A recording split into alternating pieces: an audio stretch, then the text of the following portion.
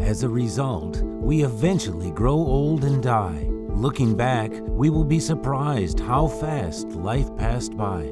We will want to extend it at any cost, because no one wants to grow old and die. However, what if the aging, it is just a disease? It is simply not profitable for the pharmaceutical companies to treat it. People who are constantly taking medicine is the foundation of prosperity of such companies. If we work together, we can defeat aging. It is necessary to create an available tool to prolong life. With the help of the iVow project, everyone can contribute to this field. It does not matter how old you are, how much you earn, or where you live. Your actions can change the familiar world. iVow platform uses a new virtual currency, VitaCoin. This currency ensures future anti-aging medicine.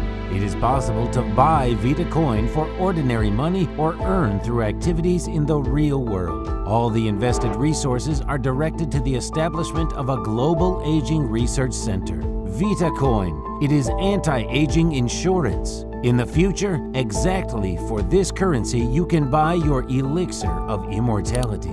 Become a part of the new world. VitaCoin.ru